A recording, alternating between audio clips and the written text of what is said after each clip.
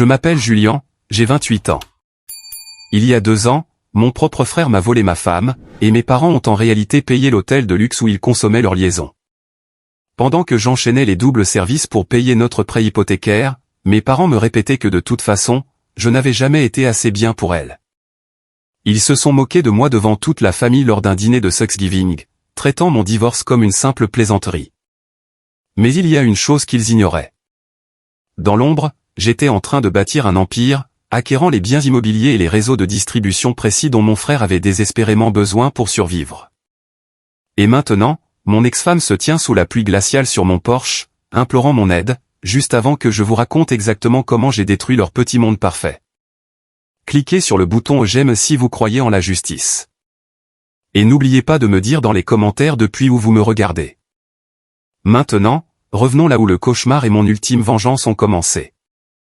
C'était un mardi après-midi de la fin novembre. Le genre de mardi misérable et glacial du nord-ouest du Pacifique, où la pluie ne se contente pas de tomber, mais s'abat de biais, transformant les rues en rivières grises et froides, et dépouillant le monde de toutes couleurs. Je me tenais dans le hall d'entrée massif de ma maison construite sur mesure.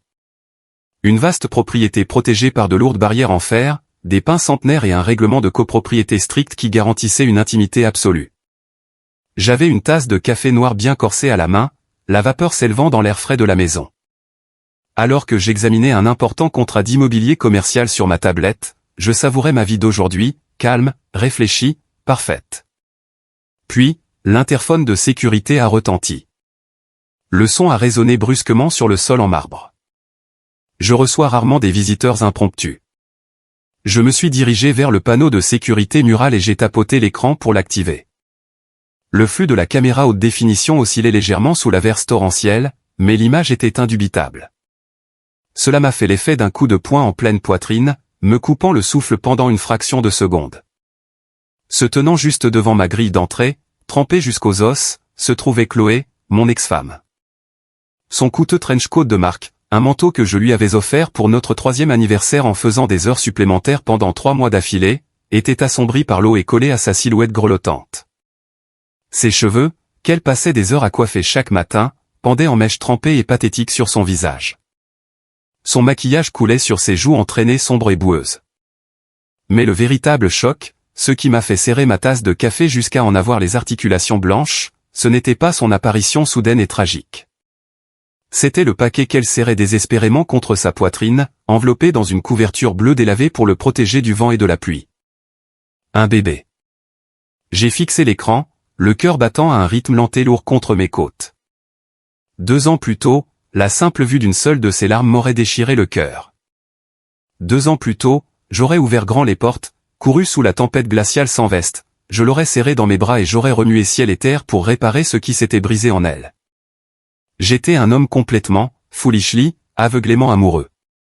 Mais l'homme qui aimait Chloé avait connu une mort violente et soudaine le jour où je l'avais surprise dans notre lit conjugal, enlacé dans les draps avec mon propre frère. J'ai appuyé sur le bouton de l'interphone.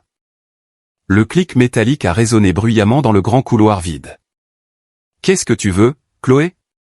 Ma voix était totalement plate, dénuée de toute chaleur, d'amour ou même de la colère que je lui réservais autrefois. C'était la voix d'un inconnu.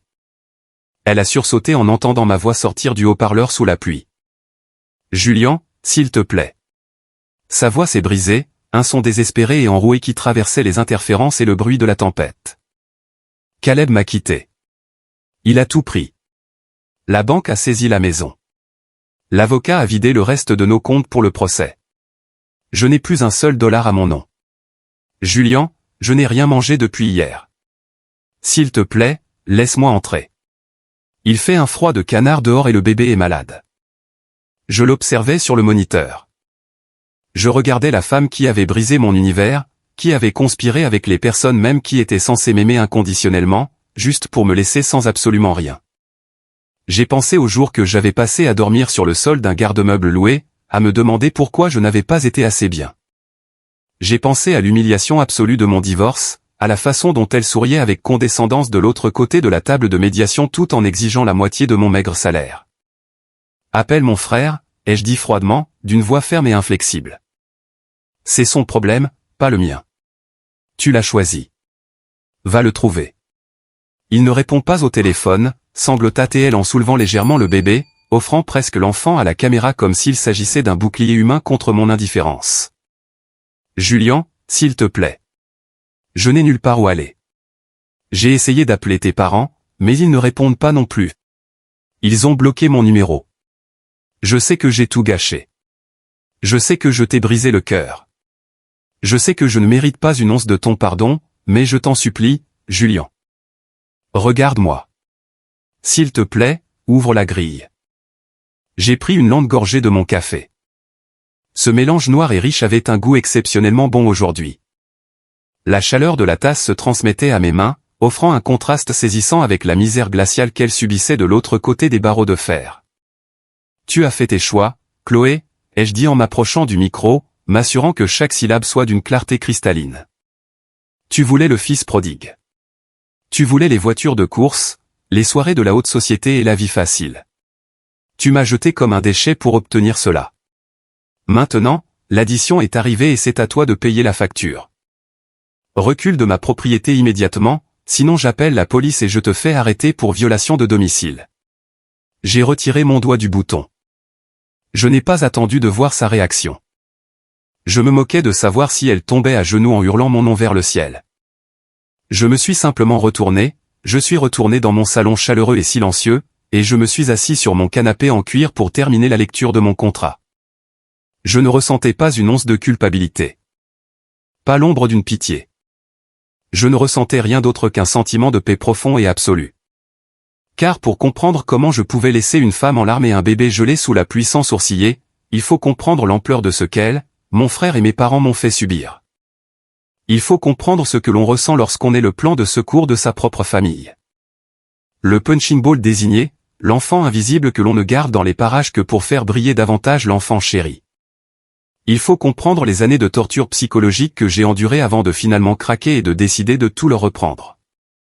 En grandissant dans ma maison, les règles n'étaient jamais explicitement écrites sur les murs, mais elles étaient gravées chaque jour dans les fondations mêmes de ma réalité. La dynamique était gravée dans le marbre dès que j'ai été en âge de marcher. Règle numéro 1, Caleb est la priorité, le roi, l'élu. Règle numéro 2, Julian est l'après-coup, le fardeau, l'ombre. Mes parents, Arthur et Hélène, n'étaient pas ouvertement violents au sens physique. Ils ne me frappaient pas. Ils ne m'enfermaient pas dans des placards et ne me privaient pas de repas. Leur forme de maltraitance était bien plus insidieuse. C'était un abandon lent, régulier et quotidien, fait de comparaisons et d'une cruauté passive-agressive qui a complètement empoisonné mon estime de moi pendant plus de 2 décennies. Caleb a 3 ans de plus que moi. Dès qu'il a su formuler une phrase, il a été la star du spectacle. Il était le quarterback du lycée, le séducteur charismatique, le garçon capable d'échapper à une amende pour excès de vitesse par la parole, de manipuler ses professeurs pour obtenir des délais et de charmer n'importe quelle fille. Il était grand, athlétique et possédait ce sourire arrogant et suffisant que mes parents confondaient tragiquement avec une confiance authentique et du leadership. J'étais complètement différent. J'étais calme, très observateur et fasciné par la science, plus particulièrement par la chimie et la complexité des odeurs. Pendant que Caleb organisait des fêtes sauvages et saccageait le salon familial, je restais enfermé dans ma chambre à mélanger des huiles essentielles, essayant de comprendre comment les notes de tête volatiles se transformaient en notes de fond terrestre pour créer un parfum durable. Je ne créais pas d'ennui, mais aux yeux de mes parents, je ne suscitais pas non plus de fierté. Je ne faisais qu'occuper de l'espace. Le fossé financier était la preuve la plus flagrante et indéniable de mon statut dans la hiérarchie familiale. Laissez-moi vous donner un exemple parfait. Quand Caleb a eu 18 ans, mes parents ont organisé une fête monumentale. Ils lui ont acheté une voiture de sport flambant neuve. Je me souviens encore du reflet aveuglant du soleil sur la peinture argentée immaculée. Ils ont attaché un énorme et ridicule nœud rouge sur le capot et ont invité la moitié du quartier, tous leurs amis du country club et toute notre famille élargie pour un barbecue traiteur. Ils ont traité son entrée dans l'âge adulte comme le couronnement d'un prince. Quand j'ai eu 18 ans, il n'y a pas eu de fête. Pas de voiture. C'était un mardi. Ma mère m'a tendu une carte cadeau de $20 pour Walmart, m'a tapoté l'épaule et m'a dit que je devais commencer à chercher un emploi à temps partiel pour payer mon propre carburant si je comptais conduire sa vieille camionnette de 10 ans pour aller à l'école. Je me souviens m'être tenu dans la cuisine, serrant ce morceau de plastique bon marché, sentant une boule d'humiliation si grosse dans ma gorge que je pouvais à peine avaler. Au moment d'entrer à l'université, la disparité est passée d'un gouffre béant à une trahison totale. Mes parents ont fièrement annoncé lors d'un dîner de Thanksgiving, devant tous mes oncles et tantes, qu'ils avaient entièrement financé les prestigieuses études de commerce de Caleb. Ils avaient vidé une grande partie de leurs économies et contracté une deuxième hypothèque pour s'assurer que leur fils chéri n'ait pas un seul centime de dette étudiante. Ils affirmaient que c'était un investissement pour l'avenir de la famille. Quelques années plus tard, je les ai installés autour de cette même table à manger en acajou. J'ai fait glisser nerveusement une enveloppe sur le bois. C'était ma lettre d'admission dans l'un des meilleurs programmes de génie chimique du pays. J'avais travaillé sans relâche, n'obtenant que des A, priant simplement pour qu'il me regarde enfin avec la même fierté qu'il réservait à Caleb. Mon père n'a même pas baissé son journal. Il a jeté un coup d'œil à la lettre par-dessus ses lunettes de lecture, a soupiré lourdement et a bu une gorgée de son café. « C'est bien, Julian, » a dit Arthur d'un ton plat et tout à fait dédaigneux. « Mais tu sais que nous avons dépensé le fonds universitaire pour ton frère. Nous sommes à sec. Tu vas devoir contracter des prêts étudiants. Ou peut-être regarder du côté de l'université locale d'abord. La chimie n'est pas vraiment une carrière lucrative. » Bref, je n'ai pas argumenté. Je n'ai pas hurlé. J'avais appris depuis longtemps que se battre pour l'affection ou les ressources de mes parents était une bataille perdue d'avance qui ne faisait que me cataloguer comme quelqu'un de difficile et de jaloux. J'ai donc contracté ces énormes prêts. J'ai travaillé de nuit dans un restaurant local, servant des pancakes à des étudiants ivres à 3 heures du matin, juste pour payer mes manuels scolaires. J'ai surmonté 4 années d'études universitaires épuisantes entièrement à mes frais, poussé par un besoin désespéré de leur prouver qu'ils avaient tort. Puis, pendant ma dernière année, j'ai rencontré Chloé. Elle étudiait le marketing. Elle était radieuse, pleine de vie et avait ce rire communicatif et sonore qui me donnait l'impression d'être la personne la plus importante au monde. Pour un garçon qui avait passé toute sa vie à être invisible, son attention exclusive était une drogue addictive. Je suis tombé amoureux d'elle éperdument et rapidement. Elle me donnait le sentiment d'exister. Nous sommes sortis ensemble pendant 3 ans après l'obtention de nos diplômes. Quand j'ai enfin décroché un emploi solide et respectable en tant que formulateur junior dans une maison de parfumerie de niche, j'ai décidé qu'il était temps. J'ai utilisé chaque centime de mes maigres économies pour lui acheter la plus belle bague en diamant que je pouvais m'offrir. Notre mariage fut une cérémonie modeste et économique, principalement parce que j'en ai payé l'intégralité moi-même. Mes parents n'ont absolument rien versé au budget. En fait, Hélène a passé toute la réception à déambuler de table en table, se plaignant bruyamment auprès de mes amis de la rusticité de la salle, de la qualité du poulet servi et de l'affront absolu de ne pas avoir de bar ouvert.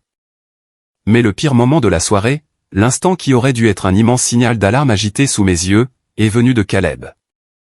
Caleb venait de lancer une start-up technologique, entièrement financée par un prêt à taux d'intérêt exorbitant que mes parents avaient bêtement co-signé pour lui. Il se pavanait à mon mariage dans un costume italien sur mesure, agissant comme s'il était le marié. Il monopolisait l'attention, bruyant et odieux. Lors des toasts, il s'est levé, a saisi le micro, a levé sa coupe de champagne bon marché et a regardé directement ma nouvelle épouse. « À Chloé », a annoncé Caleb, sa voix résonnant dans les haut-parleurs et sous les poutres en bois. Une femme véritablement magnifique qui, contre toute logique, s'est contentée du gars discret dans son coin. « Écoute, Chloé, si jamais tu t'ennuies des petits jeux de chimie de Julian et de ses soirées tranquilles à la maison, tu sais où me trouver pour vivre une vraie aventure. » Il lui a fait un clin d'œil.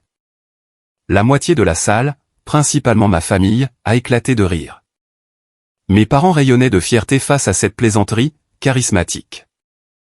J'étais assis là, à la table d'honneur, le visage brûlant d'une humiliation totale, agrippant le bord de la nappe sous la table si fort que mes doigts me faisaient mal. Chloé ne m'a pas défendu. Elle a juste gloussé, un petit rire aigu et soufflé, et m'a tapoté doucement la main. Avec le recul, ce petit gloussement aurait dû être la première sirène d'alarme m'indiquant que ma vie allait être détruite. Les 2 premières années de notre mariage ont été une lutte financière intense. Nous avions acheté une petite maison de banlieue vieillissante pour commencer, et les mensualités du prêt hypothécaire absorbaient une part massive de mon salaire. Je travaillais 60 heures par semaine, rentrant épuisé, essayant désespérément de gravir les échelons de l'entreprise pour bâtir des fondations solides pour notre avenir. Chloé travaillait comme réceptionniste dans une agence immobilière de taille moyenne, mais elle détestait absolument cela. Elle était obsédée par les apparences et le statut social. Elle passait des heures chaque soir à faire défiler les réseaux sociaux, contemplant avec une profonde envie les vacances de luxe, les sacs de créateurs et les vies parfaites des influenceurs. Caleb vient de s'acheter une nouvelle Rolex, a-t-elle mentionné négligemment un soir au dîner, poussant ses pattes avec sa fourchette. Il a posté une photo de sa montre sur un yacht. Il dit que sa start-up est sur le point d'entrer en bourse. Ce doit être agréable de ne pas avoir à découper des coupons de réduction pour les courses ou à vérifier le compte bancaire avant de s'acheter une paire de chaussures. J'ai ravalé le goût amer qui me montait à la gorge. Nous construisons quelque chose de réel, Chloé. Cela prend du temps. Rien ne sert de courir, il faut partir à point. Je suis proposé pour une promotion le trimestre prochain. Je sais, a-t-elle soupiré en consultant une fois de plus l'écran de son téléphone. J'ai juste l'impression que nous attendons toujours que notre vie commence vraiment.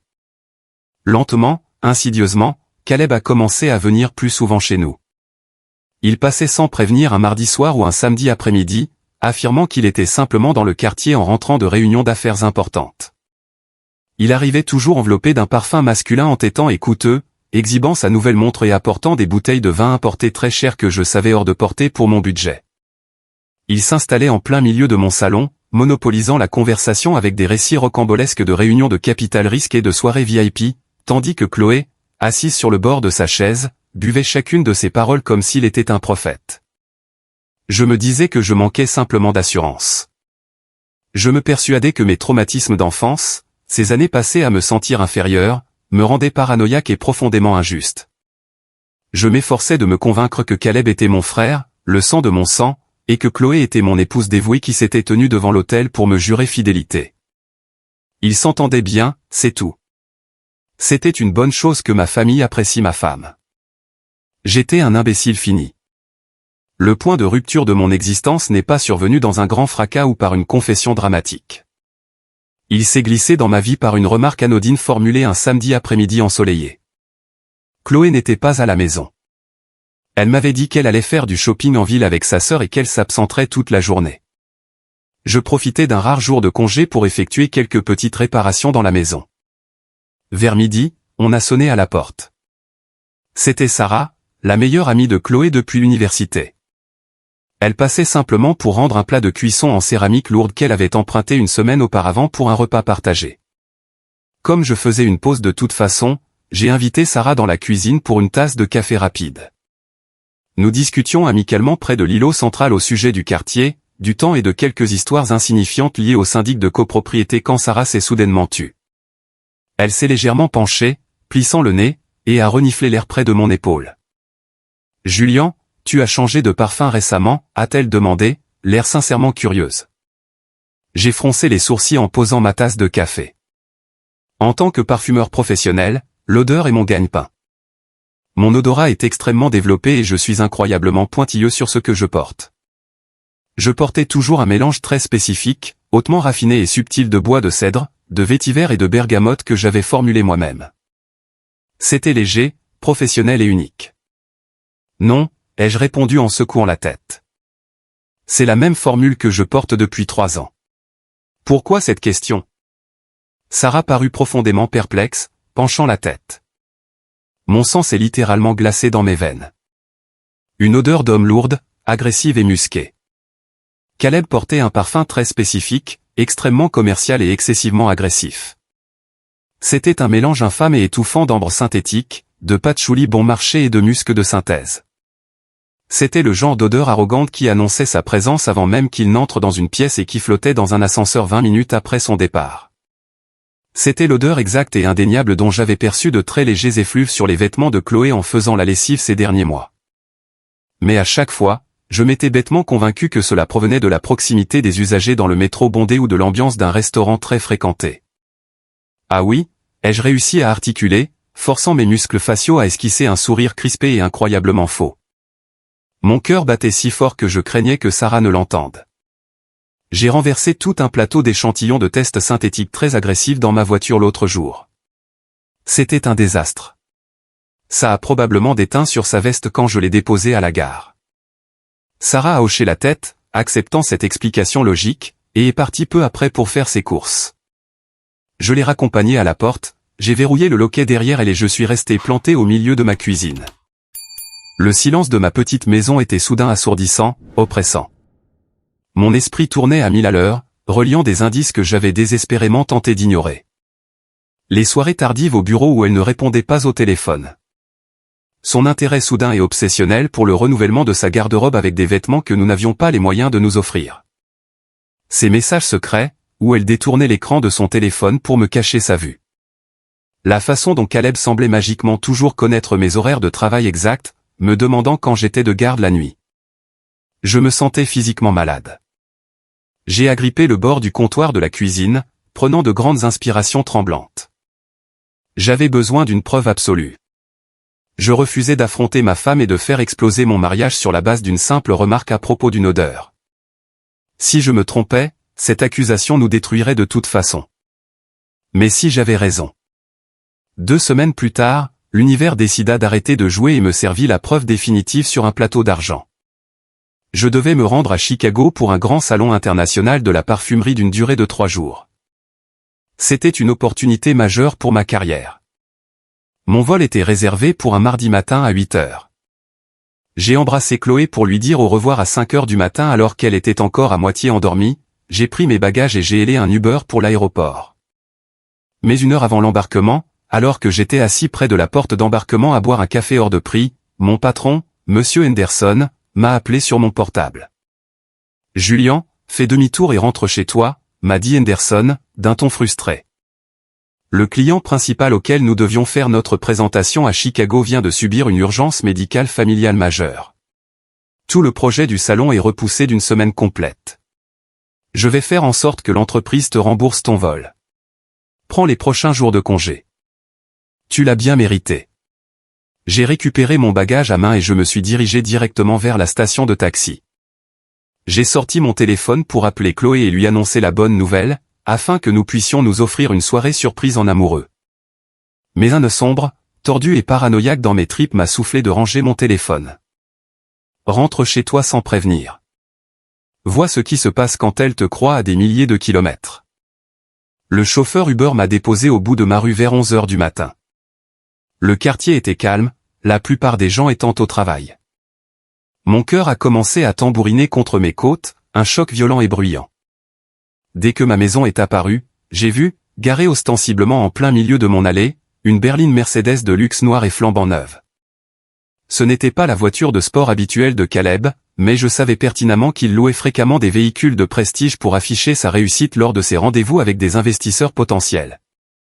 Je me suis dirigé vers ma propre porte d'entrée, me sentant comme un criminel, comme un voleur s'introduisant dans ma propre vie. J'ai glissé la clé dans la serrure, faisant tourner le métal avec une lenteur infinie pour éviter le moindre bruit. J'ai poussé la porte et je suis entré. La maison était d'un calme de mort. J'ai retiré mes chaussures et j'ai marché silencieusement dans le couloir. Et c'est alors que je l'ai entendu, un rire bas, étouffé, indéniablement intime provenant de l'étage. Provenant de ma chambre principale. J'ai serré la rampe en bois de l'escalier si fort que mes articulations ont pris une teinte douloureuse et bleuie. Chaque marche sur ce tapis me donnait l'impression de progresser dans du béton frais jusqu'à la taille. Le sang bourdonnait dans mes oreilles. Un sifflement assourdissant qui occultait tout le reste. J'ai atteint le palier du 2e étage. La porte de notre chambre était légèrement entr'ouverte, de 2 pouces environ. Je me suis approché de l'interstice et j'ai regardé à l'intérieur. Il existe un type très particulier de douleur psychologique qui ne se traduit pas immédiatement par une souffrance physique. Cela ne fait pas mal sur le coup. Cela paralyse instantanément tout votre système nerveux, vous laissant totalement anesthésié, flottant hors de votre propre corps, spectateur d'un cauchemar en train de se jouer. J'ai vu mon frère, mon propre sang, l'homme avec qui j'avais partagé mon enfance. Il était enlacé dans les draps en coton coûteux que j'avais achetés de mes propres mains, violant sauvagement la sainteté de mon foyer avec la femme à qui j'avais promis ma vie et mon âme. Ils ne se contentaient pas de coucher ensemble. Ils riaient. Ils étaient à l'aise. Détendus. Ce n'était pas une erreur d'un soir sous l'effet de l'alcool. C'était une routine bien rodée. J'ai posé ma main à plat sur le bois et j'ai poussé la porte. Elle a heurté la cloison derrière elle dans un claquement sec et violent qui a retenti dans toute la maison. Ils ont sursauté instantanément. Chloé a poussé un cri aigu de terreur absolue, tirant brusquement la lourde couette pour couvrir sa poitrine nue, les yeux écarquillés, paniqués. Caleb s'est figé au milieu de son geste, me fixant. Pendant une brève et satisfaisante seconde, j'ai vu une véritable peur primaire traverser son regard. Il a cru que j'allais le tuer. Mais ensuite, fidèle à sa nature de narcissique répugnant, cette peur s'est évanouie, instantanément remplacée par ce sourire narquois, arrogant et écœurant qui me parvenait si bien. Il a même passé une main dans ses cheveux parfaitement coiffés, feignant de n'être absolument pas perturbé par le fait que son frère venait de le surprendre en train de détruire son mariage. « Julian », a dit Caleb d'une voix d'un calme révoltant, teinté d'amusement. Je n'ai pas hurlé. Je n'ai pas crié. Je ne me suis pas jeté sur lui pour lui envoyer des coups de poing. J'ai senti un calme froid, terrifiant et absolument envahir de la tête aux pieds. C'était le calme d'un homme qui réalisait qu'il n'avait plus rien à perdre. « Sortez de chez moi », ai-je dit, d'une voix étrangement posée, à peine plus haute qu'un murmure, mais portant le poids d'une sentence de mort. Chloé a commencé à hyperventiler. De vraies larmes, laides et épaisses, coulaient sur son visage parfaitement maquillé. Des larmes fausses, pathétiques, manipulatrices. « Julian. Oh mon Dieu. Julian, s'il te plaît. S'il te plaît, laisse-moi t'expliquer. Ce n'est pas ce que tu crois. C'était une erreur. Je le jure devant Dieu, ça ne signifiait rien. Une erreur ? J'ai fait un pas lent et délibéré vers l'intérieur de la pièce. L'air était saturé de son parfum détestable et de leur trahison. Tu as trébuché et tu es accidentellement tombé sur lui, Chloé ? À plusieurs reprises. N'insulte pas mon intelligence. Habillez-vous tous les deux immédiatement et foutez le camp de chez moi. Caleb a soupiré de manière théâtrale, balançant lentement ses jambes sur le côté du lit pour ramasser son pantalon de créateur sur le sol. Il m'a regardé, ne prenant même plus la peine de dissimuler son mépris absolu et sa supériorité. « Oh, s'il te plaît. Épargne-nous le numéro du mari blessé et tragique, Julian », a ricané Caleb en bouclant négligemment sa ceinture en cuir de marque. « Tu savais bien que ça finirait par arriver. Regarde-toi dans une glace. Tu ne peux pas subvenir aux besoins d'une femme exigeante comme Chloé.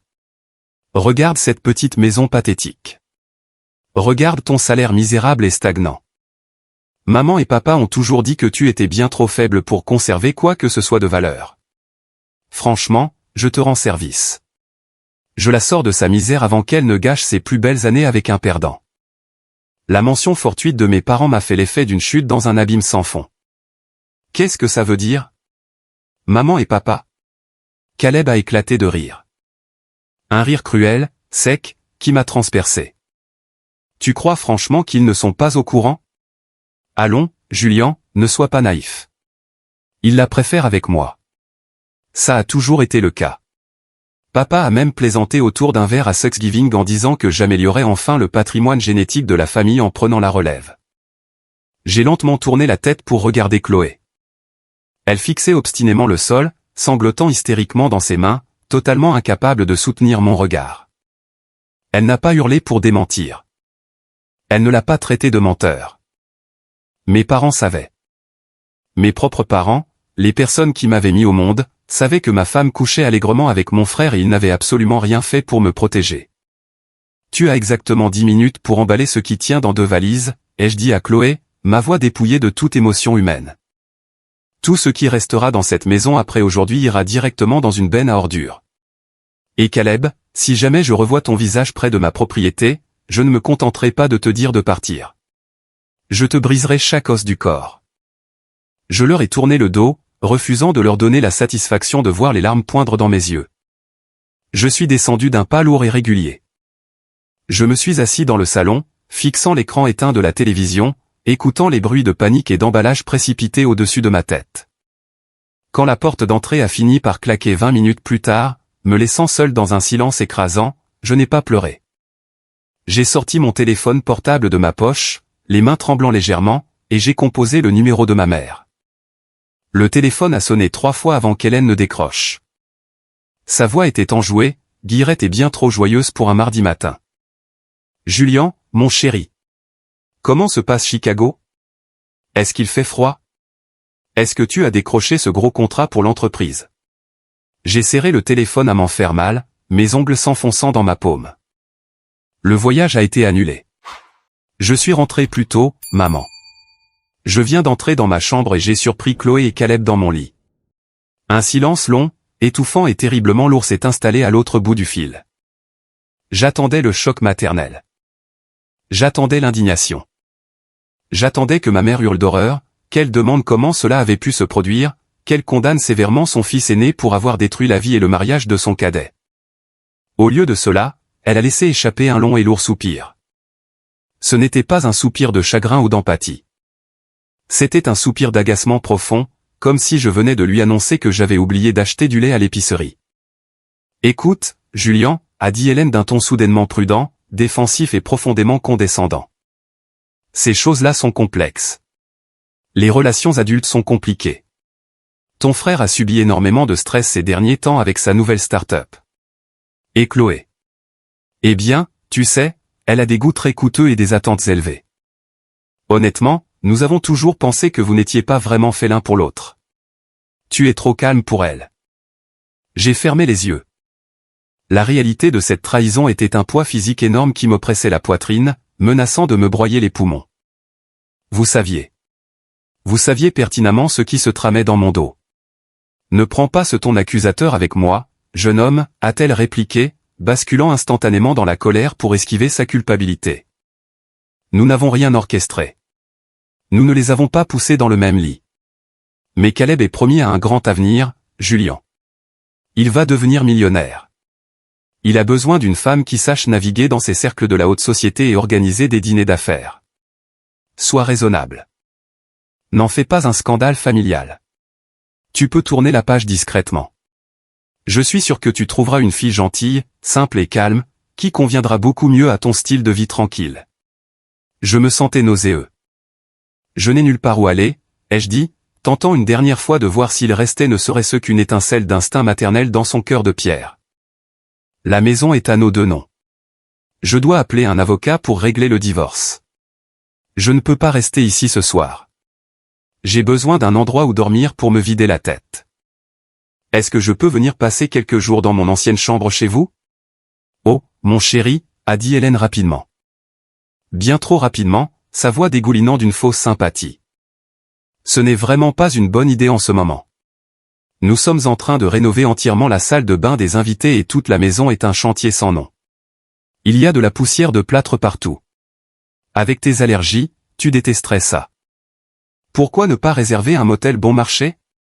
Il vivait dans cette maison depuis 30 ans et n'avait jamais changé une ampoule ni repeint un mur, et encore moins rénové une salle de bain complète. Elle mentait effrontément pour protéger le confort de Caleb. C'est ça. Bonne rénovation, ai-je dit avant de raccrocher. Je n'ai réalisé la véritable horreur de leur trahison que 2 jours plus tard. J'étais assis à la table de ma cuisine, entouré de cartons de déménagement, triant une pile de courriers alors que je m'apprêtais à contacter un avocat de divorce réputé pour sa poigne. Parmi les publicités et les prospectus se trouvait un relevé de carte de crédit épais adressé directement à Chloé. Dans sa hâte de faire ses valises, elle avait oublié de faire suivre son courrier. Je l'ai ouvert. Je savais que je ne devais pas le faire. C'était une violation de sa vie privée, mais je cherchais désespérément des cartouches pour la procédure de divorce. Mes yeux ont parcouru la longue liste des débits, et mon cœur s'est arrêté net sur une ligne de dépenses astronomiques datant d'1 mois auparavant. Un séjour de 5 nuits dans une station de ski de luxe 5 étoiles à Aspen. Le coût était exorbitant, représentant près du quart de mon salaire annuel, mais la carte n'avait pas été débitée de notre compte joint. Il y avait un reçu de confirmation de paiement agrafé au dos, montrant que le solde colossal avait été réglé en totalité par un virement bancaire externe. J'ai reconnu le numéro d'acheminement instantanément. C'était le compte commercial principal de mon père. Mes parents n'avaient pas seulement détourné le regard. Ils n'avaient pas seulement gardé le silence. Ils avaient activement financé la liaison de ma femme avec mon frère. Ils avaient littéralement payé la suite d'hôtels de luxe où Caleb et Chloé s'étaient rendus pour me trahir pendant que je faisais des heures supplémentaires pour payer notre crédit. La colère que j'ai ressentie à cet instant précis dépassait la simple rage humaine. Ce n'était pas une colère chaude et explosive. C'était une clarté froide, absolue et terrifiante. J'étais complètement seul au monde. La famille dans laquelle j'étais né était un cancer malin, et la seule façon de survivre était de l'extirper complètement et de cautériser la plaie. Mais Caleb n'en avait pas fini avec ma destruction. Il voulait mon anéantissement total.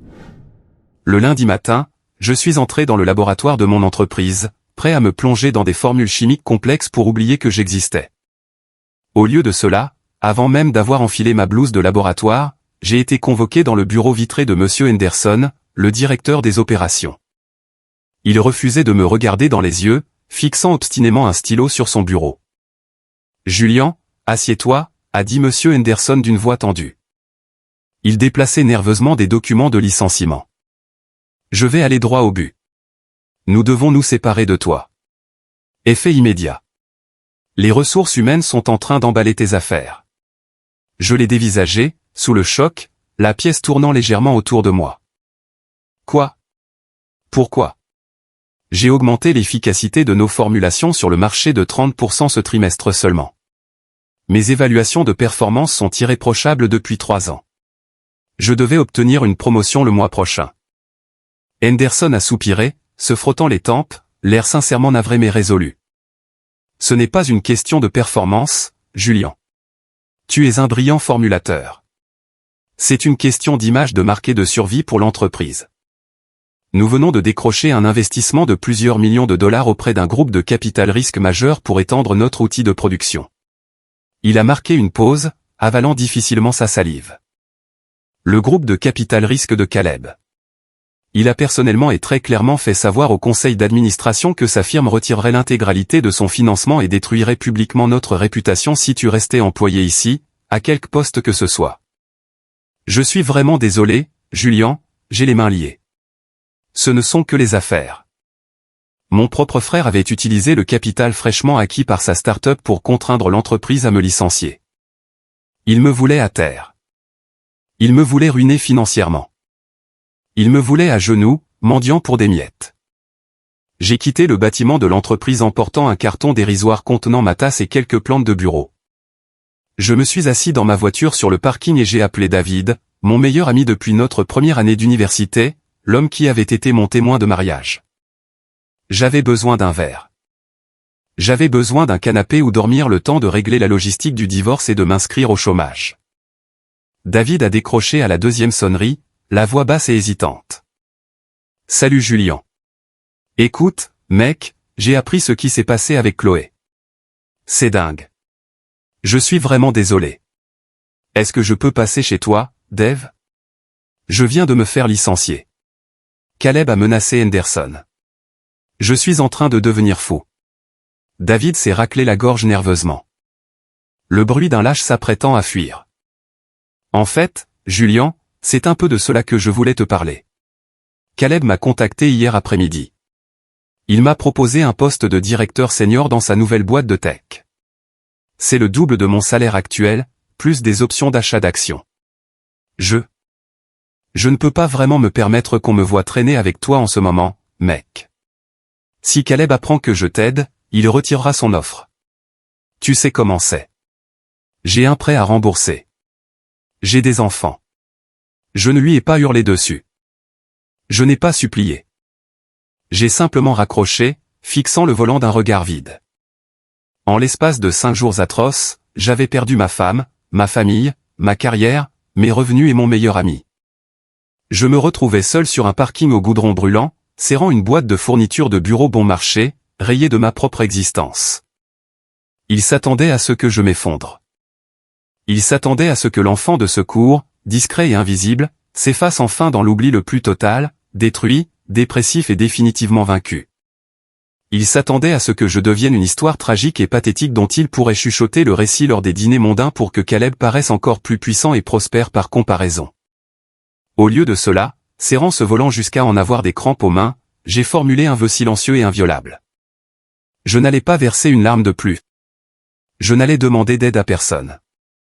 J'allais prendre le maigre chèque de licenciement que Henderson m'avait donné, finaliser mon divorce, et bâtir une machine de destruction absolue et incontestable. J'allais tout leur reprendre. Je pensais que la pire partie de ma vie était derrière moi. Je me trompais lourdement, car le voyage que j'allais entreprendre allait planter le décor de la confrontation la plus explosive et la plus dévastatrice de toute mon existence. Les 2 années qui ont immédiatement suivi mon divorce et mon licenciement brutal de la seule carrière que j'ai jamais connue ont été, sans aucun doute, les jours les plus sombres, les plus éprouvants et les plus solitaires de ma vie. J'ai pris le chèque d'indemnité dérisoire que M. Henderson m'avait remis, je l'ai combiné avec les quelques centimes récoltés en vendant ma part de la maison familiale à mon frère adultère, et j'ai complètement disparu de leur monde. J'ai changé de numéro de téléphone. J'ai supprimé tous mes réseaux sociaux. J'ai bloqué les adresses e-mail de mes parents. J'ai bloqué Caleb. J'ai bloqué chaque ami commun ou membre de la famille élargie qui osait me contacter pour me dire de prendre de la hauteur. Il n'était plus question de prendre de la hauteur. Il n'était plus question que de survie. J'ai loué un local industriel glacial et sans fenêtre dans un parc d'activités délabré à la périphérie désolée de la ville. Il n'y avait pas de chauffage central. Le sol en béton était constamment humide et l'air sentait toujours le gazole à cause de l'atelier de mécanique voisin. Je dormais sur un matelas gonflable bon marché, entouré de fûts en plastique d'éthanol, d'huiles essentielles pures et de composés aromatiques synthétiques hautement volatiles. J'ai consacré chaque seconde de mon existence, chaque once de mon cœur brisé et chaque fragment de ma santé mentale à mon article. J'étais un homme possédé par le désir unique, dévorant et obsessionnel de bâtir un empire sur les cendres qu'ils avaient si négligemment laissées derrière eux. J'allais créer une marque de parfum de luxe qui dominerait totalement le marché. Pendant que je gelais dans mon entrepôt, portant 3 couches de pulls achetées en friperie pour garder mes mains assez stables afin de réaliser mes mélanges, Caleb vivait effrontément dans le mensonge. Par le réseau des professionnels du secteur, j'apprenais exactement ce qui se passait avec sa soi-disant brillante start-up. Elle perdait de l'argent à un rythme sans précédent. Il avait massivement surestimé les capacités de ses logiciels auprès de son conseil d'administration et faisait face à des poursuites judiciaires de la part de ses investisseurs principaux pour rupture de contrat et négligence financière. Mais Caleb, en narcissique de manuel, persista dans son illusion de grandeur. Il refusa catégoriquement de réduire son train de vie somptueux. Chloé lui louait un immense pantouse de luxe en centre-ville qui coûtait plus cher par mois que ce que la plupart des gens gagnent en un an. Il conduisait une Lamborghini jaune vive qui, je le savais de source sûre, faisait l'objet d'un contrat de location exorbitant qu'il ne pouvait pas assumer. Il essayait désespérément de faire illusion en attendant de réussir, activant ses réseaux dans l'espoir d'attirer une nouvelle vague massive de capital risque avant que tout son château de cartes ne s'effondre et ne l'ensevelisse. Mes parents, totalement aveugles à sa ruine financière imminente et éblouis par la supercar de location, continuaient de le présenter fièrement à leur country club comme la plus belle réussite de l'entrepreneuriat. Ils se vantaient auprès de quiconque voulait l'entendre de leur fils chéri génial, rayant purement et simplement mon existence de leur récit. Mon succès n'est pas arrivé dans un grand éclat. Il s'est manifesté discrètement, puis d'un seul coup, comme un raz-de-marée. J'ai passé 12 mois éprouvants à perfectionner une gamme de parfums masculins très complexe et intense. Elle intégrait du bois de oud très rare et sourcé de manière éthique, de l'ambre noir et une note de vanille fumée spécifique. C'était sophistiqué, sombre, et totalement enivrant. Cela exhalait la puissance brute et la richesse ancienne. J'ai réussi à négocier un accord pour placer un très petit lot de 50 bouteilles dans une boutique indépendante haut de gamme très sélective à Los Angeles. Une semaine plus tard, Evelyne, une blogueuse beauté et lifestyle très respectée, suivie par des millions d'abonnés aisés et fidèles, est entrée dans cette boutique. Elle a acheté un flacon comme cadeau d'anniversaire pour son mari. 2 jours plus tard, elle publiait une critique vidéo élogieuse et très émouvante de 10 minutes, qualifiant ma création de parfum masculin le plus révolutionnaire et captivant de la décennie. Mon téléphone professionnel n'a plus cessé de sonner pendant 3 mois consécutifs. Les commandes en gros ont afflué plus vite que je ne pouvais mélanger les composants.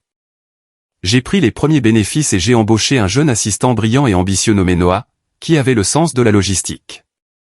Nous avons développé la production de manière intensive. J'ai quitté l'entrepôt glacial pour acheter une usine de fabrication ultramoderne. Je n'ai pas seulement créé une marque, j'ai méthodiquement construit une chaîne d'approvisionnement complète pour m'assurer que personne ne puisse plus jamais me couper du marché. Et au cours de cette ascension fulgurante, j'ai rencontré Isabella. Elle était directrice de la logistique de la chaîne d'approvisionnement pour l'un de mes principaux distributeurs européens de flacons en verre. Là où Chloé était superficielle, exigeante et obsédée par le statut social, Isabella était vive, profondément loyale, d'une intelligence redoutable et gardait les pieds sur terre. Elle a appris mon passé. Elle connaissait la trahison brutale, le divorce, l'abandon familial. Au lieu de me juger ou de m'offrir des platitudes vides sur le pardon, Elle s'est tenue à mes côtés dans les tranchées du monde des affaires. Elle m'a aidé à optimiser mes opérations, à négocier de gros contrats de transport et à bâtir ma forteresse brique par brique. Nous sommes devenus inséparables, liés par un respect mutuel et une connexion profonde et indéniable. À la fin de la 2e année, mon entreprise indépendante étudiait une offre d'achat colossale de la part d'un conglomérat mondial de vente au détail de luxe dirigé par un homme nommé Marcus. Marcus était un géant du secteur, un milliardaire impitoyable mais juste, qui contrôlait les réseaux de distribution haut de gamme des marques les plus prestigieuses du monde. Après des mois de négociations ardues menées par une équipe d'avocats chevronnés, nous avons finalisé l'accord. Cela m'a rendu incroyablement riche. Assez riche pour que mon ancien salaire d'entreprise ressemble à de l'argent de poche. Assez riche pour garantir que mes futurs enfants n'aient jamais à se soucier de financer leurs études supérieures. Pour célébrer officiellement ce partenariat et lancer la marque à l'échelle mondiale, Marcus a insisté pour que nous organisions un immense gala très exclusif au musée d'art moderne le plus prestigieux de la ville. C'était un événement strictement sur invitation, réservé à l'élite de la ville, investisseurs providentiels, politiciens, célébrités de premier plan et grands médias financiers. C'est précisément là que le piège a été tendu. Grâce à mon nouveau réseau d'affaires étendu, je savais que la start-up de Caleb était sous assistance respiratoire. Il était noyé sous les dettes et cherchait désespérément un acheteur corporatif. Plus précisément, il cherchait un grand réseau de distribution pour racheter son logiciel de logistique défaillant afin de lui éviter la faillite. Je savais également qu'il suppliait le conglomérat de Marcus de lui accorder un simple entretien de 5 minutes depuis 6 mois et qu'il était systématiquement ignoré. J'ai donc tiré quelques ficelles. J'ai personnellement veillé à ce que Caleb reçoive une invitation VIP pour le gala. J'ai également envoyé des invitations physiques scellées à la cire à l'appartement de mes parents. Je les voulais tous dans cette pièce. Je voulais qu'ils entrent aveuglément dans la fosse aux lions, enivrés par le prestige, sans avoir la moindre idée de qui possédait les lions auprès desquels ils s'apprêtaient à s'avancer. La soirée du gala fut extraordinaire. Le musée avait été fermé au public et baignait dans une lumière ambrée douce et chaleureuse. Une musique classique résonnait dans les galeries. Des serveurs en smoking impeccable portaient des plateaux d'argent chargés de champagne millésimé qui coûtaient plus cher que ma première voiture. L'air était imprégné des parfums de composition florale somptueuse et des notes riches et profondes de ma fragrance signature. Je me tenais près du sommet du grand escalier de marbre, vêtu d'un costume sur mesure importé de Milan, un verre d'eau pétillante à la main. Isabella se tenait à mes côtés, sa main posée délicatement sur mon bras, absolument magnifique dans une robe de soirée noire, élégante et épurée. À 20 heures précises, ils sont arrivés. J'ai observé depuis l'ombre du balcon les lourdes portes en verre s'ouvrir.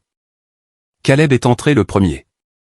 Il portait une veste en velours trop cintrée et tapa à accent grave l'œil qui transpirait le désespoir financier et un besoin maladif d'être remarqué. Chloé s'agrippait fermement à son bras, visiblement enceinte, vêtue d'une robe de créateur qui serrait sa silhouette arrondie. Ses yeux parcouraient frénétiquement la salle, répertoriant la richesse immense, les bijoux et le pouvoir qui l'entouraient. Mes parents les suivaient de près. Arthur et Hélène semblaient complètement dépassés, serrant leur manteau bon marché, visiblement intimidés par l'envergure des milliardaires présents. Ils se sont immédiatement dirigés vers le bar principal, totalement inconscients de ma présence sur l'escalier dominant la salle. Caleb a tout de suite commencé à prospecter de manière agressive, distribuant presque de force ses cartes de visite d'un goût douteux à quiconque portait une Rolex, riant beaucoup trop fort, agissant comme s'il possédait tout le bâtiment. Chloé restait près du bar, commandant des cocktails importés coûteux sur le compte de la soirée, l'air fatigué et s'ennuyant profondément. J'ai pris une profonde inspiration, j'ai tendu mon verre à un serveur de passage, j'ai embrassé Isabella doucement sur la joue et je suis descendu lentement le grand escalier de marbre. J'ai parfaitement calculé mon approche. Caleb était en train de raconter une histoire très exagérée sur son logiciel à un gestionnaire de fonds spéculatifs poli mais visiblement désintéressé. « Vous appréciez le champagne millésimé, Caleb ?» ai-je demandé, ma voix coupant son rire bruyant et odieux comme une lame affûtée. Caleb s'est figé au milieu de sa phrase. Il s'est retourné lentement, ses yeux s'écarquillant légèrement en se fixant sur mon visage. Il m'a toisé, mais parce que son ego était démesuré, totalement impénétrable et délirant, il n'a pas remarqué mon costume sur mesure à 10 000 $. Il n'a pas perçu la confiance inébranlable qui émanait de ma posture. Il a regardé la salle prestigieuse, m'a regardé, et son cerveau de narcissique a automatiquement tiré la conclusion la plus insultante et rabaissante possible pour protéger sa réalité fragile. Julian. Caleb a éclaté d'un rire sarcastique et moqueur. Il s'est tourné vers le gestionnaire de fonds avec un grand sourire. C'est mon petit frère. Je ne l'ai pas vu depuis des années. Dis-moi, Julian, tu travailles pour le service traiteur ce soir? Où est-ce que Marcus t'a engagé pour te tenir près de la porte d'entrée et garder les manteaux des vrais invités? Après tout, il n'y a pas de saut métier. C'est bien de voir que tu as enfin trouvé un emploi stable après t'être fait licencier. Un salaire régulier, c'est important quand on repart de zéro. Chloé s'est retournée, la bouche légèrement entr'ouverte. Elle m'a regardé, détaillant mon apparence impeccable, une lueur de confusion sincère et effrayée traversant son visage. Mes parents, entendant cette animation et reconnaissant ma voix, se sont empressés de quitter le buffet pour nous rejoindre. Hélène a poussé un soupir dramatique, portant une main théâtrale à sa poitrine. « Julian, qu'est-ce que tu fais ici, grand Dieu ?» a exigé Hélène d'une voix basse mais venimeuse, regardant autour d'elle avec anxiété comme si ma simple présence était une maladie honteuse qui allait les embarrasser devant l'élite. J'ai regardé ma mère dans les yeux, cette femme qui m'avait menti effrontément au sujet d'une rénovation de salle de bain pour m'empêcher de m'abriter chez elle alors que j'étais dévasté. J'ai regardé mon père, l'homme qui avait discrètement transféré des milliers de dollars pour financer la destruction de mon couple. Je ne travaille pas pour le traiteur, Caleb, ai-je dit d'une voix dangereusement calme, dénuée de toute colère mais pleine d'une certitude absolue. Et je ne me suis pas faufilé par la cuisine, maman. Je suis exactement là où je dois être. Caleb a levé les yeux au ciel de manière théâtrale, buvant une grande gorgée de son verre en secouant la tête. C'est ça. Bien sûr, mon pote. Écoute, Julian, je n'ai vraiment pas le temps de gérer ton pathétique complexe d'infériorité ce soir. J'attends Marcus, le PDG milliardaire de toute cette structure. Nous discutons d'un rachat de logiciels de plusieurs millions de dollars qui va asseoir ma réputation. Alors, sois un bon petit frère, retourne en cuisine, apporte-moi une assiette de beignets de crabe et prends quelques serviettes. Ma femme enceinte a renversé un peu de son verre sur le bar. Il m'a adressé ce même sourire arrogant, suffisant et cruel que le jour où je l'avais surpris dans mon lit. Il se croyait invincible, persuadé qu'il était à une poignée de main d'intégrer ce cercle de privilégiés, et convaincu que je n'étais que de la poussière sous ses chaussures de cuir italien. Il n'avait aucune idée qu'il venait de s'avancer, plein de superbe, au beau milieu d'un champ de mine. Et c'était moi qui tenais le détonateur. Le bourdonnement ambiant dans le musée semblait s'atténuer pour devenir un murmure lointain à mes oreilles. Je restais parfaitement immobile, détendu, laissant les insultes de Caleb flotter dans l'air. Je voulais qu'il atteigne le sommet de sa superbe. Je voulais qu'il grimpe le plus haut possible sur l'échelle de ses illusions avant de briser les barreaux sous ses pieds. Soudain, une voix forte retentit dans les haut-parleurs du musée, résonnant sous les hauts plafonds voûtés. Mesdames et messieurs, chers invités, puis-je s'il vous plaît demander votre attention près de la scène principale. La foule murmura et commença à se déplacer naturellement vers le centre de la pièce où une estrade lumineuse avait été installée devant une œuvre d'art moderne. Caleb a bombé le torse, ajustant nerveusement ses revers de velours et se raclant la gorge. « C'est Marcus », a dit Caleb en se tournant vers Chloé, une lueur de convoitise dans les yeux. Il m'ignorait totalement.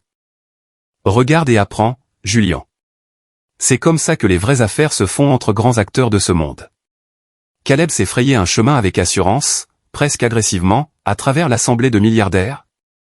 Tirant Chloé par la main et faisant signe à mes parents de le suivre de près pour se placer tout à fait devant la scène. Il voulait être vu. Je les ai suivis lentement, à mon propre rythme. Isabella est sortie de la foule et a glissé sa main dans la mienne. Nous nous sommes tenus sur le côté de l'estrade, partiellement dissimulé par un immense arrangement floral, attendant notre moment. Marcus est monté sur scène. C'était un homme mûr, d'une grande distinction, aux cheveux argentés, portant un costume gris anthracite ajusté qui imposait le respect. Toute l'assistance s'est tue. Merci à tous de vous joindre à nous ce soir dans ce lieu magnifique, commença Marcus d'une voix posée et puissante. Ce soir n'est pas seulement une célébration de biens de luxe. C'est une célébration de la résilience, du talent brut et de l'innovation. Depuis un an, notre conglomérat cherchait une marque qui comprenne vraiment la complexité du marché moderne. Nous cherchions une marque bâtie non pas sur de la fortune héritée, non pas sur des promesses creuses de capital risque, et certainement pas sur le vol d'idées d'autrui, mais sur un talent pur et incontestable. J'observais Caleb depuis ma position. Il hochait la tête au premier rang, un immense sourire figé sur le visage. Il avait l'air extrêmement suffisant, persuadé que Marcus parlait des principes d'affaires qu'il prétendait incarner. Il pensait que son heure de gloire était arrivée. Nous avons trouvé ce talent rare, poursuivit Marcus, un léger sourire aux lèvres alors que son regard parcourait l'assistance. Nous avons finalisé un accord de partenariat et d'acquisition historique qui va transformer notre division de parfumerie et de soins pour la décennie à venir. Mais ce n'est pas tout. En marge de cette fusion, je suis ravi d'annoncer ce soir que notre nouveau partenaire a également étendu son portefeuille personnel en acquérant le réseau régional de logistique et de distribution de logiciels. Le réseau même qui assure le fonctionnement de nos activités de distribution sur toute la côte. Le sourire de Caleb s'est figé. Un tressaillement imperceptible a agité sa mâchoire. Le réseau de logistique régionale.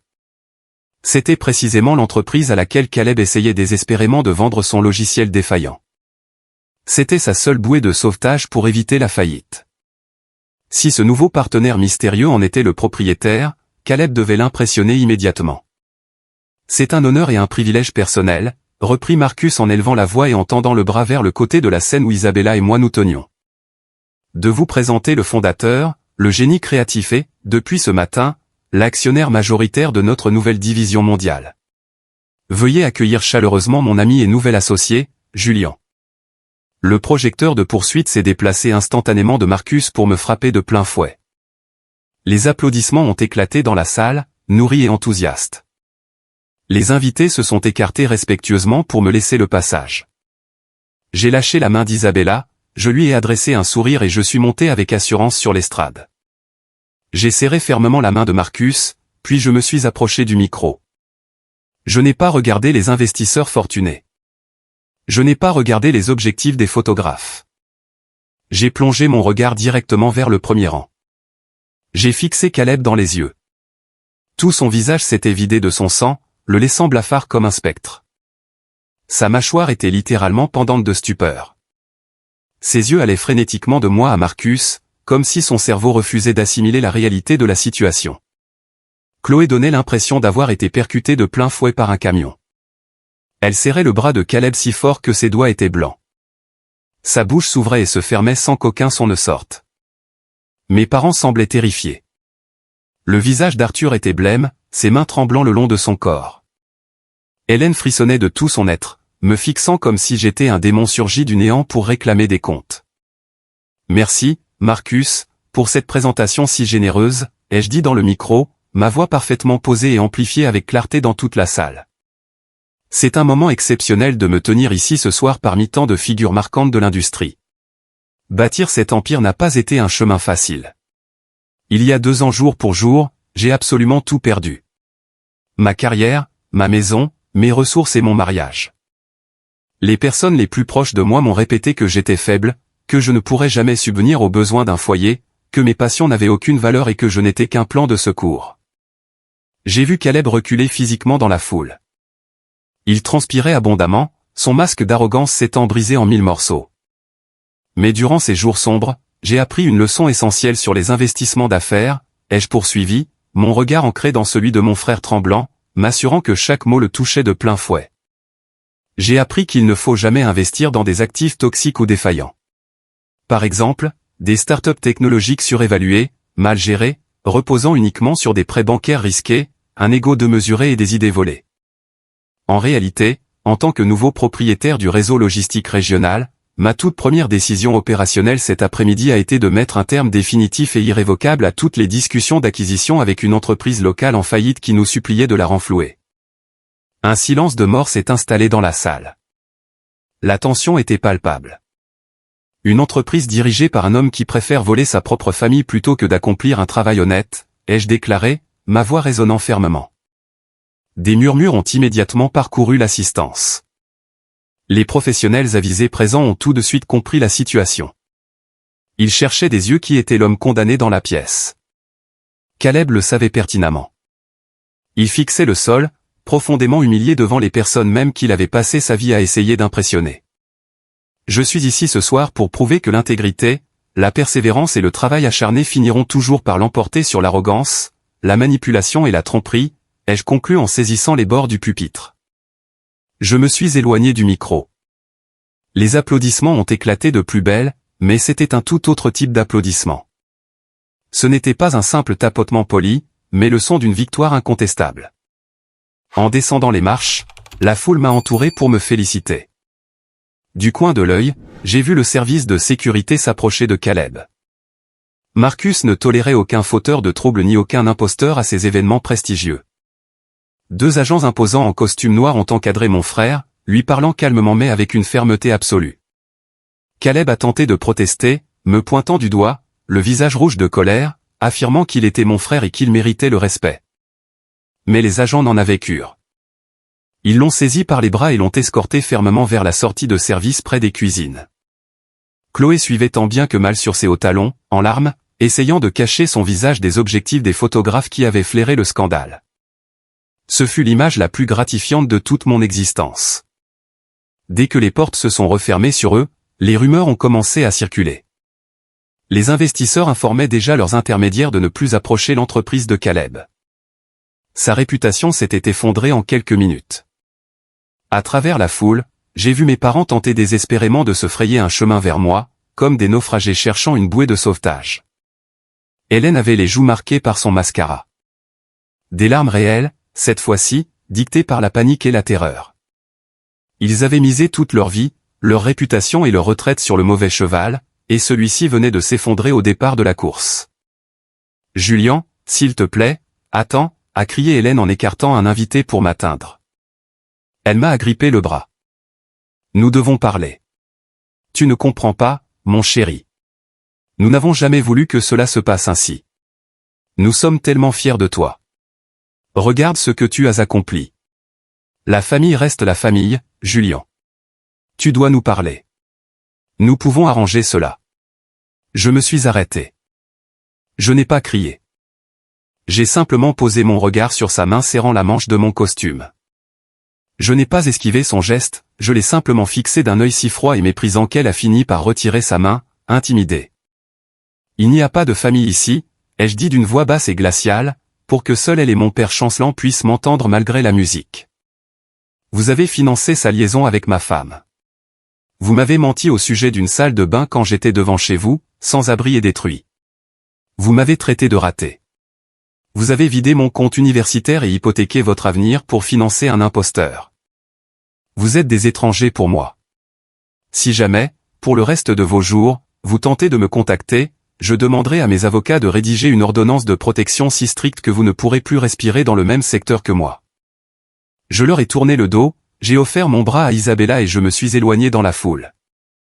Je ne leur ai plus jamais adressé la parole. Les conséquences de cette soirée furent dévastatrices pour Caleb. Les rumeurs s'étant propagées, ses investisseurs principaux l'ont poursuivi en justice pour fraude, mauvaise gestion et abus de confiance. La société de capital risque a gelé ses comptes professionnels. 2 jours plus tard, la banque saisissait sa Lamborghini sous les yeux de ses voisins. 2 semaines après, faute de pouvoir payer le loyer, ils étaient expulsés de leur pentouse. Caleb était ruiné. Mais le coup de grâce morale survint peu après. Chloé, dont la loyauté envers le frère gagnant s'est évaporée dès que la richesse a disparu, a fait ses valises pour le quitter dans son motel miteux. Avant de partir, elle lui a révélé que l'enfant qu'elle attendait n'était pas le sien, mais celui d'un riche investisseur plus âgé avec qui elle l'avait trompé lorsque leurs finances avaient commencé à battre de l'aile. Cet investisseur, soucieux d'éviter un scandale, avait engagé des avocats pour imposer le silence à Chloé contre une petite pension mensuelle. Caleb avait détruit la vie de son propre frère pour une femme qu'il avait trahi à la première difficulté. Devant cette réalité, il a sombré dans une grave dépression, défendu par un avocat commis d'office car il n'avait plus les moyens de se payer une défense. Mes parents n'ont pas échappé au désastre. Ayant co-signé les emprunts de sa start-up, la banque s'est retournée contre leurs biens personnels. Leurs économies ont été saisies en quelques semaines. Ils ont dû vendre en urgence la maison familiale où j'avais grandi pour éviter la faillite personnelle. Ils ont emménagé dans un appartement exigu d'un quartier difficile. Mon père a dû reprendre le travail à un poste d'accueil dans un grand magasin de bricolage au salaire minimum, simplement pour payer les courses et ses médicaments contre l'hypertension. Chaque fois que je repensais aux plaintes de ma mère concernant la poussière de sa salle de bain, je l'imaginais dans ce petit appartement, mesurant le prix d'avoir sacrifié son fils loyal pour une illusion. Je ne ressentais aucune tristesse, seulement la satisfaction d'un équilibre rétabli. Ce qui nous ramène à ce mardi après-midi pluvieux, et à l'image de Chloé sur mon porche, me suppliant de lui venir en aide parce que le père de son enfant refusait de l'assumer. Elle pensait retrouver en moi le Julien d'autrefois, celui qui cherchait son approbation. Elle se trompait. Je n'éprouvais pas de colère en la voyant grelotter à l'écran. La colère signifie qu'il reste un attachement. Je ne ressentais qu'une indifférence totale. Elle était devenue une inconnue qui avait joué et tout perdu. Je l'ai laissée sous la pluie. Je suis retourné à mon canapé, j'ai repris ma tablette et j'ai terminé la lecture de mon contrat. 10 minutes plus tard, mes agents de sécurité le raccompagnaient calmement hors de la propriété, et je ne l'ai plus jamais revu. Aujourd'hui, ma vie est métamorphosée. Mon entreprise s'étend sur les marchés internationaux, avec l'ouverture récente d'un grand magasin à Londres et des projets en Asie pour le trimestre prochain. Mais la richesse, les costumes et la grande propriété ne sont que les aspects visibles de ma réussite. Le plus important est la paix intérieure que je ressens chaque matin. Le printemps dernier, Isabella et moi nous sommes mariés. Ce ne fut pas une grande réception mondaine pour impressionner des relations d'affaires. Nous nous sommes envolés pour une propriété privée en Toscane, en Italie. C'était une cérémonie intime, en présence de ses parents, de mon assistant Noah et d'un petit cercle de proches qui m'avaient soutenu lorsque je dormais dans un entrepôt. Sous le soleil italien, en regardant Isabella, j'ai compris que cette épreuve avait été le plus grand service que l'univers pouvait me rendre. Caleb n'a pas volé ma femme, il m'a débarrassé d'une personne toxique. Mes parents ne m'ont pas abandonné, ils m'ont libéré de l'obligation de plaire à des gens incapables de m'aimer. Ils ont essayé de m'enterrer, sans savoir que j'étais une graine. La famille n'est pas une question de sang. Le sang n'est qu'un hasard biologique. La vraie famille se définit par le respect mutuel, la loyauté et la présence de ceux qui restent à vos côtés dans les moments difficiles. Poser des limites strictes avec les personnes toxiques est une nécessité pour se préserver. On ne peut pas guérir dans l'environnement qui nous a brisés, ni sauver des personnes qui sont prêtes à nous couler pour rester à flot. Il faut les laisser sombrer. J'ai bâti ma vie sur des principes solides. Je ne tolère plus le manque de respect, je n'accepte plus le minimum de la part de ceux qui m'entourent, et je ne suis plus le plan de secours de personne. Je suis le seul maître de mon destin. Et si vous traversez une situation similaire, à l'ombre d'un enfant roi, manipulé ou trahi par vos proches, écoutez-moi, partez. Vous ne leur devez rien. Ni votre santé d'esprit, ni vos finances, ni votre avenir. Utilisez cette colère comme un moteur pour construire votre propre réussite, une réussite si éclatante qu'elle éclipsera leur existence. La meilleure des vengeances n'est pas dans les conflits ou les explications dramatiques. Elle réside dans un succès incontestable, suivi d'un silence définitif. Laissez-les vous regarder réussir depuis la situation qu'ils se sont eux-mêmes créée.